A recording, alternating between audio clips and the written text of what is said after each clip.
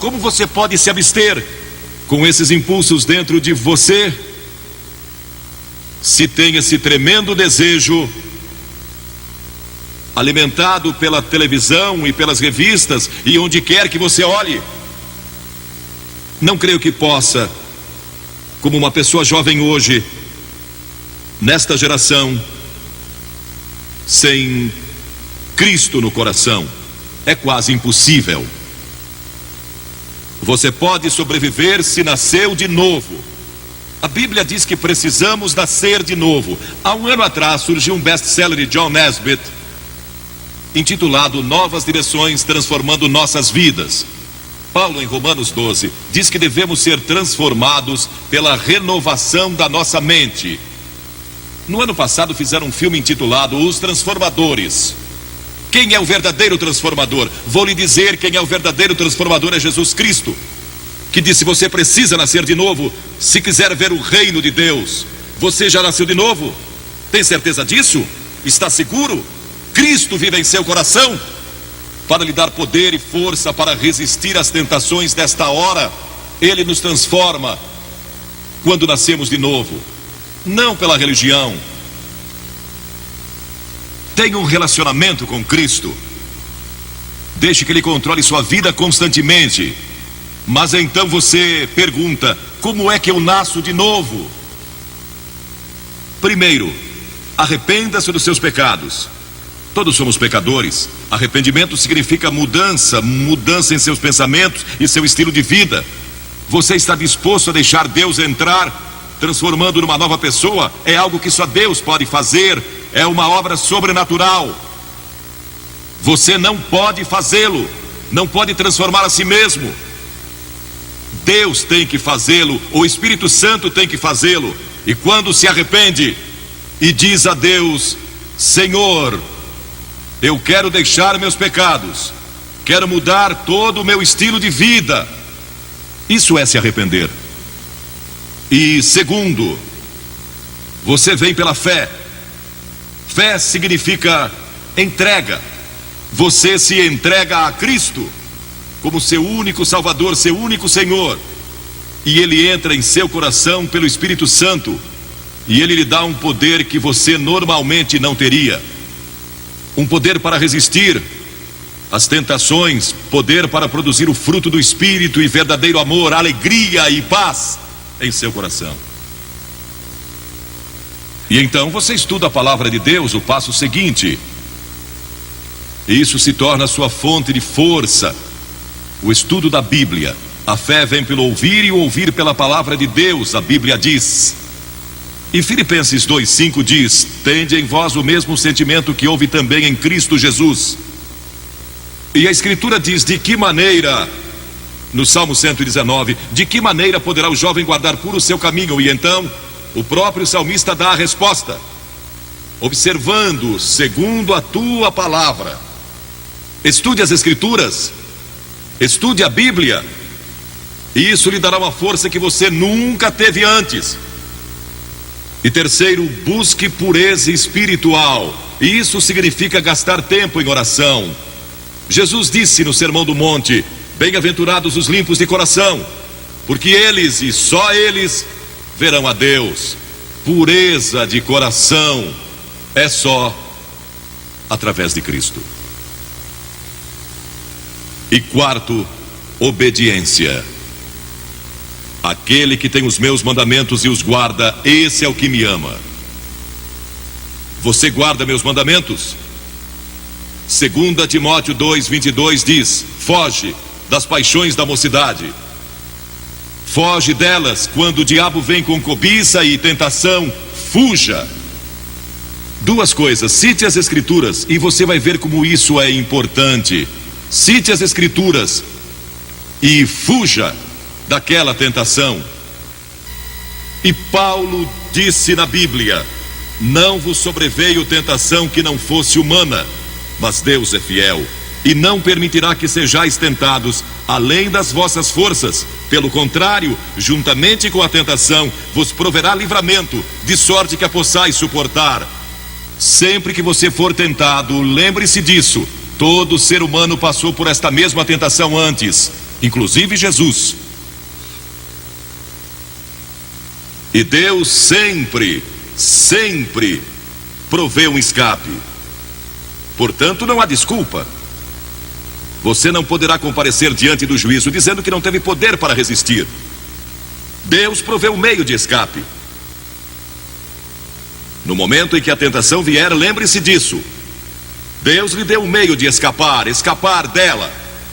Procure-o e o encontrará, pois foi prometido em 1 Coríntios 10:13. Agora, estes princípios não são apenas para os jovens, são para os adultos também. Todos nós precisamos desses princípios em todas as fases da nossa vida. Paulo, escrevendo ao jovem Timóteo, disse: conserva-te a ti mesmo puro. Conserva-te puro. Quantos de nós aqui somos puros? Basta viver dia a dia nesta nossa sociedade saturada pelo sexo para sentir impureza nos contaminando. Nunca houve uma geração como esta. Viveram assim em Sodoma, em Gomorra, e em Roma e em outras civilizações do passado, mas nunca tivemos a página impressa com isso diariamente. Nunca tivemos a televisão, nunca tivemos filmes, nem tantas outras coisas lançadas sobre nós da forma que vemos hoje. Nunca houve uma geração que tivesse tanta necessidade do poder de Cristo em seu coração para resistir como esta geração. Quando José foi tentado e aquela mulher, a esposa de Potifar, tentou segurá-lo e convencê-lo a ir para a cama com ela, ele a deixou e fugiu. E a Escritura diz que deixou as vestes nas mãos dela. E José pensou que estava perdendo tudo, porque tinha subido ao posto máximo do império comercial de Potifar. Foi lançado na prisão, mas não sabia que Deus tinha sua mão sobre ele o tempo todo. E sempre que você resiste, Deus está guardando você e vai estar ali para ajudá-lo. Agora, esta pobre mulher que tinha sido arrastada pelos fariseus e saduceus e condenada, tinha sido surpreendida em adultério. De acordo com a lei de Moisés, ela e o homem que estava com ela mereciam morrer. O castigo era duro sob a lei de Moisés. Mas todos ali se sentiram condenados por causa dos seus próprios pecados quando leram os 10 mandamentos ou o que Jesus estava escrevendo. Foram convencidos do seu pecado, talvez de orgulho, ou idolatria, ou cobiça, ou mentira, e são pecados diante de Deus tanto quanto imoralidade. E muitos de nós aqui hoje talvez não sejamos culpados de adultério ou fornicação, mas somos culpados de muitas outras coisas. Satanás às vezes nos leva a pensar: bem, eu não sou imoral, então este sermão não é para mim. Esta mensagem é para todos aqui, porque todos pecamos e estamos destituídos da glória de Deus. E talvez seu problema seja orgulho ou hipocrisia. Eles leram seus pecados escritos na areia e se retiraram. Algumas das pessoas mais morais aqui hoje, algumas das melhores pessoas deste país, precisam de Cristo, tanto quanto aquele que cometeu imoralidade sexual. Jesus disse: mulher, onde estão os teus acusadores? Ninguém te condenou? E havia música em sua voz quando ela respondeu: ninguém, Senhor. Naquele momento ela recebeu Cristo como seu Senhor, porque este é o sentido da palavra no grego, meu verdadeiro Senhor. Naquele momento ela abriu seu coração a Jesus Cristo. As Escrituras dizem: vinde, pois, e arrazoemos. Diz o Senhor: ainda que vossos pecados são como a escarlate, eles se tornarão brancos como a neve. Ainda que são vermelhos como o carmesim, se tornarão como a lã. Como pode ser isso? Por causa da cruz. Quando Cristo morreu na cruz, Ele levou o nosso pecado e pecados. E há uma diferença entre pecado e pecados, plural. Pecado é a doença que temos, é a raiz, e dela vem os pecados: orgulho, lascívia, cobiça, inveja, o que quer que seja. Os pecados daquela mulher foram perdoados porque Jesus foi para a cruz. E nossos pecados podem ser perdoados porque Ele levou esses pecados sobre a cruz por nós. E Deus o ressuscitou dos mortos e Ele está vivo hoje. E está pronto para entrar em seu coração e transformar sua vida. E então Jesus deu a essa mulher esperança para o futuro. Ele disse: vai e não peques mais. Volte para a sua cidade, volte para os seus amigos, volte para a sua velha vizinhança, volte para todos os lugares por onde você andou e não peques mais, porque eu estarei com você, dando-lhe força e poder para resistir às tentações. A Bíblia diz que o próprio Jesus foi tentado em todas as coisas à nossa semelhança, mas sem pecado.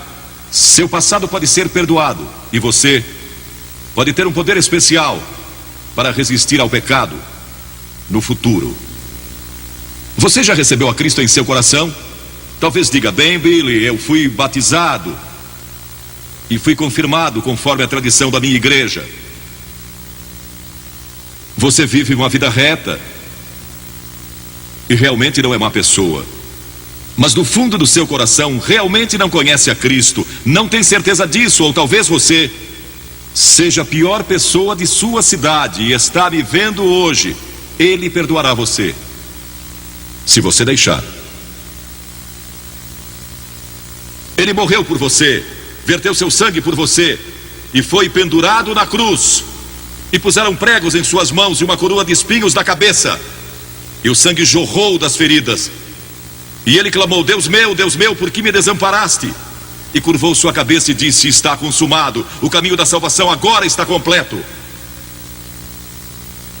E ele foi recebido de volta no céu, para onde nós iremos um dia.